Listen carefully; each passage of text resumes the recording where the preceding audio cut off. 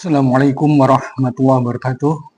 Bismillahirrahmanirrahim. Walhamdulillah wassalatu wassalamu ala Rasulillah wa ala alihi wa sahbihi wa mawalah. Amma ba'd. Alhamdulillah kita bersua lagi di kajian online pesantren Sohbatul Akhyar.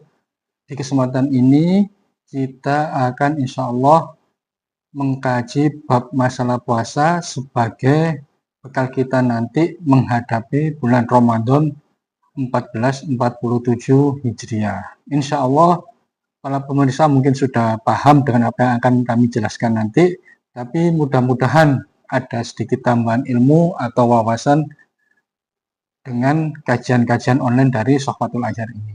Dan untuk kesempatan ini, buku atau kitab rujukannya adalah Mutiara Sholat dan Puasa dalam Pandangan Berbagai Pendapat Ulama. Dan ini karya saya sendiri, alhamdulillah.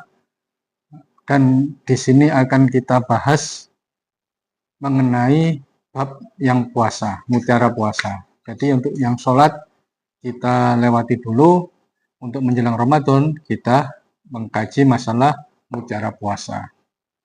Bismillahirrahmanirrahim. Alhamdulillahirabbil alamin.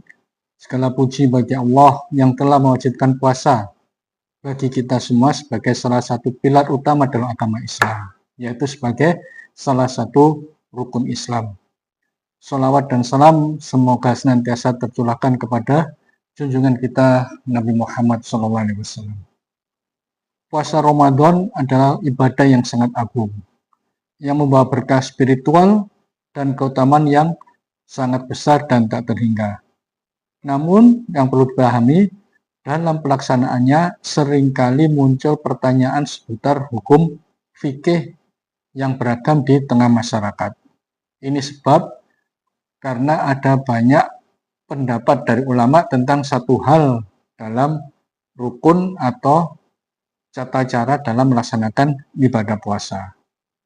Sehingga dalam buku ini nanti insya Allah bisa menjadi lentera penerang bagi setiap umat Islam yang ingin mendalami tentang ibadah puasa, memahami esensi dan hikmah di baliknya, serta melaksanakannya dengan benar sesuai tuntutan syariat.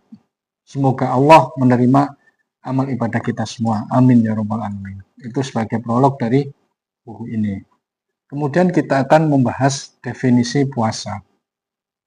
Secara bahasa, puasa berarti menahan diri. Ini secara bahasa. Puasa itu maksudnya menahan diri.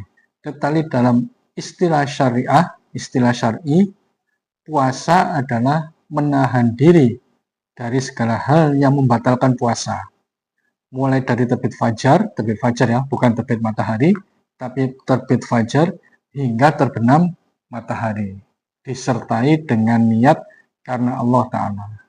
Di sini bisa kita pahami bahwa definisi puasa itu adalah menahan diri dari segala sesuatu yang membatalkan puasa, mulai dari terbit fajar, dari subuh sampai hingga terbenam matahari.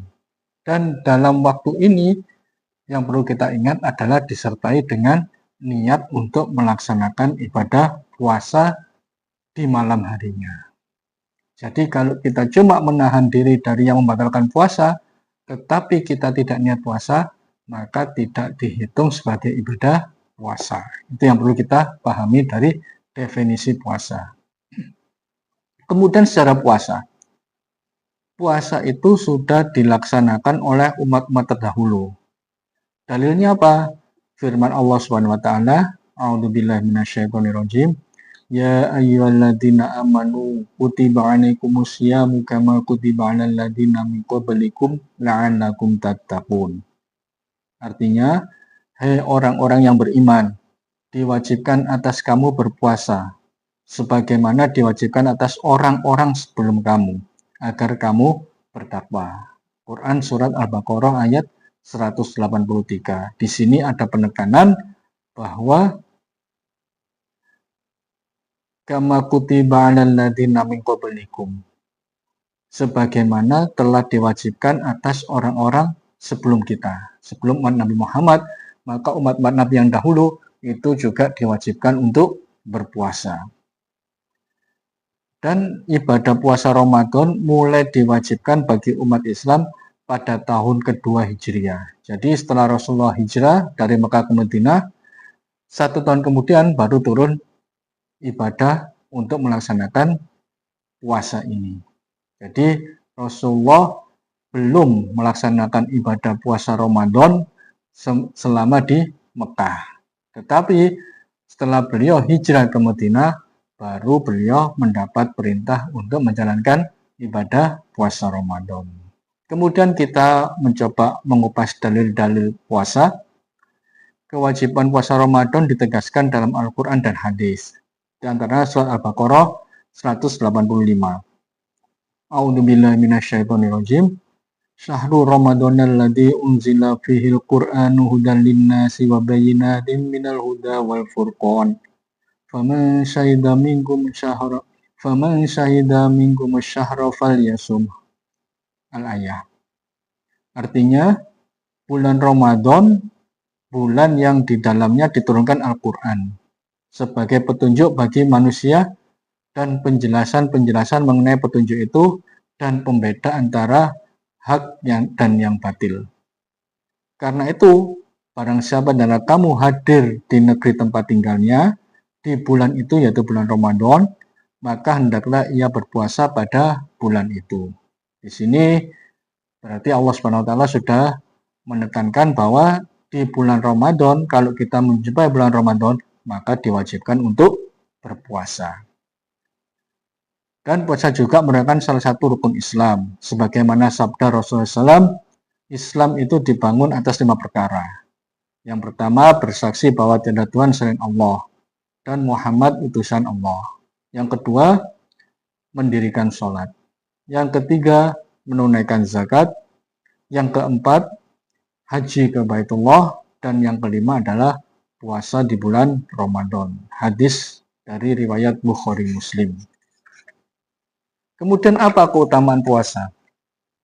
Yang pertama, sesuai dengan hadis riwayat Bukhari dan Muslim, puasa bisa sebagai perisai dari api neraka.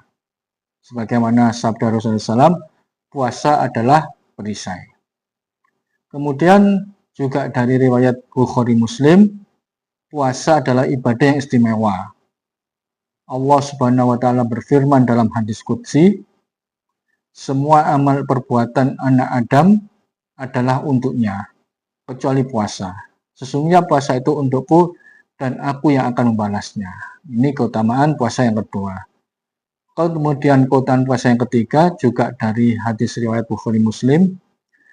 Rasulullah SAW bersabda, di surga itu ada sebuah pintu yang namanya Ar-Royan. Dan pintu ini khusus untuk orang-orang yang berpuasa yang akan melaluinya pada hari kiamat. Jadi, bila kita ahli ibadah puasa, maka kita nanti insya Allah masuk ke surga melalui suatu pintu yang namanya pintu Ar-Royan, yang khusus untuk orang yang berpuasa. Semoga di penjelasan ini, yang singkat ini, kita bisa memahami untuk bisa lebih menekankan diri kita, lebih meningkatkan kualitas ibadah puasa kita di bulan Ramadan. Karena kita sudah mengerti definisi puasa, sejarah puasa, dalil-dalil puasa sebagai penguat kita untuk melaksanakan ibadah puasa, dan keutamaan ibadah puasa sebagai penambah semangat kita dalam melaksanakan ibadah puasa. Demikian penjelasan di episode pertama ini. Mudah-mudahan kita bisa bertemu lagi di episode selanjutnya. Wallahu a'lam bishawab. Assalamualaikum warahmatullahi wabarakatuh.